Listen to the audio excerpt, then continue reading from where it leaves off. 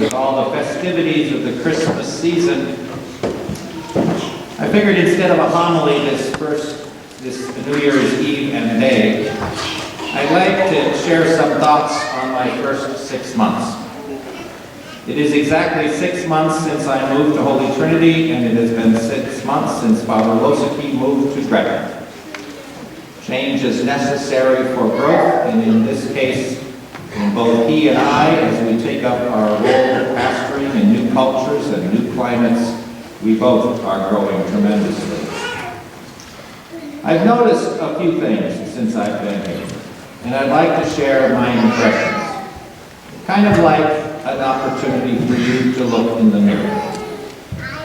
I expected to see a strong faith life on the part of my parishioners once I got here at Holy Trinity.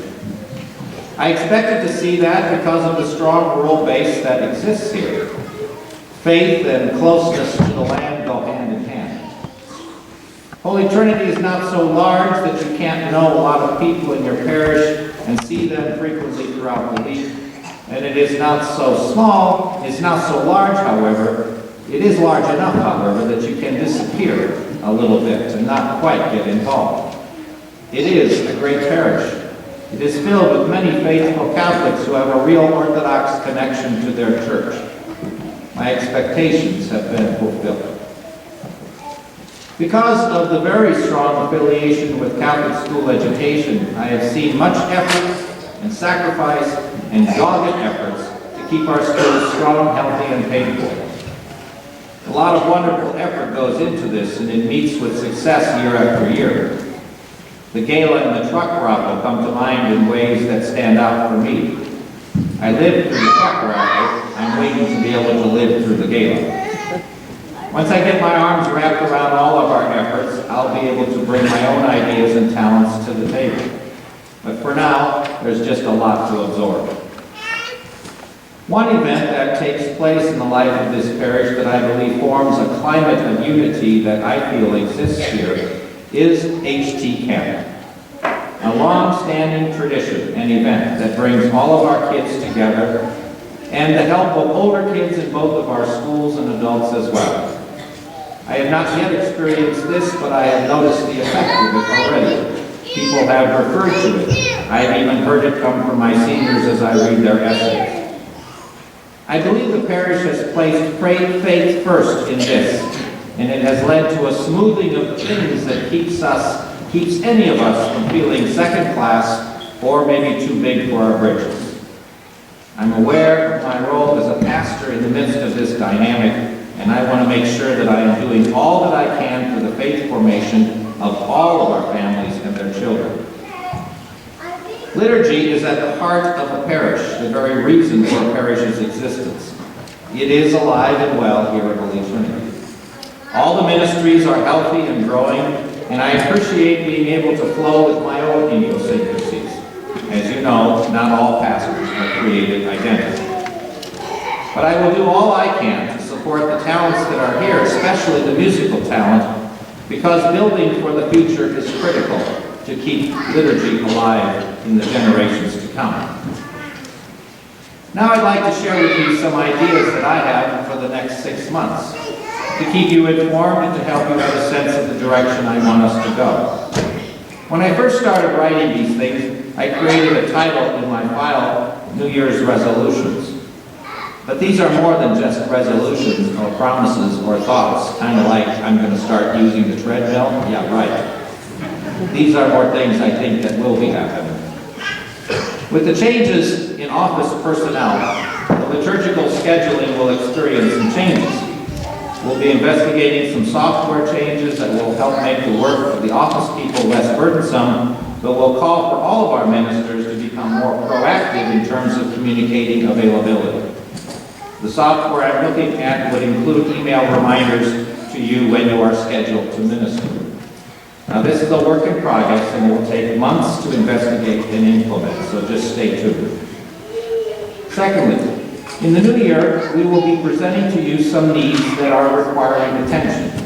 We want to collect the remainder of the funds needed for the grade school roof replacement. A contract has been signed and we are moving ahead with this project this summer. As you know, most of the funds came from the Ignite the Faith campaign kickback. We also have a couple smaller grade school building issues that need attention. The replacement of the heating and air conditioning system in the church has been put on hold for years. We're investigating the options. We'll keep you informed. And I'd like to take this opportunity to thank the members of the Long Range Planning Committee for their work, which has only just begun. Thirdly, I'm preparing a survey for the parish where I will ask for your ideas on the needs of the parish, especially in terms of our facilities. We seem to have had a lot of items that have been mentioned over the years that I've heard thoughts about from people, and also items that still are in need of completion. As an example, our stained glass windows. I'm moving forward with getting ideas and costs, but this takes quite a bit of time since it's actually more complicated than just putting on a roof or installing a furnace. It all has to do with art. Art takes time to make sure that what we do is beautiful. Fourthly, the Pastoral Council is reading the book Divine Renovation. In doing so, we are thinking about ourselves as a parish community. How do we respond to the call for a new evangelization? We're trying to wrap ourselves around this idea and how it can renew our parish from the bottom up. Tying it in with the new vision statement for the Archdiocese, which goes like this: one church, encountering Christ, forming disciples, and living mercy. I'm also putting together a family formation study team to look at the ways we as a parish can help our families be the center of that evangelization effort. I want this work to include and involve all our parish families. So the team is made up of parents from both patrons of our public schools and Catholic schools. If you'd like to volunteer to help get this idea kicked off, then see me after Mass. Fifthly, the Y Disciple has taken off very nicely for the parish. I'd like to begin planning for this program to include Cedar Kids next year. I know many of the men and women facilitators want to see this happen, and so it's some thinking and praying and planning. I hope we can move to the next step in this. Sixthly, I want to do whatever I can to support the spiritual renewal of our parish and its people.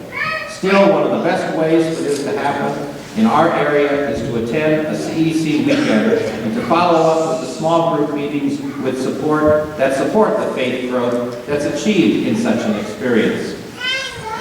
I think it was kind of funny at this last CEC weekend, I don't know if it was the men or the women's, but there were so many people from Cedar County that were on it that a lady from Columbus said, "I want to thank the Cedar people for allowing me to come on their retreat." The next men's weekend is February 3rd through the 5th, followed by the women's weekend on the 3rd to the 5th of March. And after that, we have a men's weekend on March 31st and April 2nd, with the women's weekend following up April 28th to 30th. I know the February 1 and March 1s are really good possibilities for us. I know the basketball season is one thing that kind of keeps people home, but it certainly is not time to be in the field yet, so I'm hoping we can get some people on those weekends. I'm really excited about the parish mission that will be coming to Holy Trinity on March 18th to the 21st. In conjunction with this, we're going to be sponsoring the Vatican International Eucharistic Miracles exhibition. The speakers at our 3 evening sessions will be Cedar Samas. Fathers Jeremy Hance, Craig Ledger, and Jim Kiter will be our speakers for our mission. And the Liturgy and Spirituality Committee is gearing up to oversee this. This will be our main parish Lenten activity. And I ask that no other evening events take place during these 4 days, including meetings. And this takes place after basketball is completed for the season. So tying this all together then will be 40 hours of Eucharistic exposition and signing up parishioners and parish groups for holy hours. My 8th point. Later on in the year, we'll be having a Corpus Christi procession, and I'm hoping a parish potluck on Sunday, June 18th. Regardless of what has happened in the past, I make a big deal out of this. It involves deciding a route, choosing homes where altars are prepared, and stops will be made. It involves a lot of people, including various groups from the parish, making banners to represent themselves. Enlisting all the music resources in our parish, the Knights of Columbus, the Guild, the Catholic Daughters, it calls for a lot of planning. especially if it's the first time you've ever done it on the scale in which I like to pull it off. In the end, it is a great way to give praise to our Eucharistic Lord. My ninth point, by the way, I'm not going on to a 10th point. We will be conducting a stewardship renewal this year pertaining to our Sunday donations. Now, the chief purpose of this renewal is always to change our hearts from a secular notion of giving that only shares when there is an expressed need or only shares when there is something that comes back to us, like a payback or some sort of recognition. And moving us to share because it comes from a heart that simply knows it has been blessed. The soul of this kind of giver never looks at what is left over as God's, but as everything as a gift from God. We become people that are indebted to God for everything. I mean everything. First and foremost is his gift of salvation, totally unearned and never appreciated enough. People ask me if I like being in Arlington. Well, that word, like the word love, has so many facets to it that I'm never that fast in answering this. I'm a philosopher. I like distinctions. There are things I miss about the big city, and coming to a parish where in many instances I am the staff, as opposed to a large parish where I had a big paid staff, the challenges, you can imagine, are hard for me to always plow through. The challenges, though, in a smaller parish are different, but the differences are real. Change for me at 62 takes longer to settle in. But I'm having fun. I'm getting my wings and my breath back, and I'm feeling more and more at home each and every day. I thank you for your Christmas cards and notes and gifts. Your support to me in my ministry is very important. There's an old Benedictine motto that goes like this: the abbot is only as good as the monks will let him be, and the monks are only as good as the abbot will let them be. So perfection then is a work in progress. What we need, all of us, myself included, patience, humility, as well as forgiveness and acceptance. They help to make us be able to work our salvation together. Happy New Year.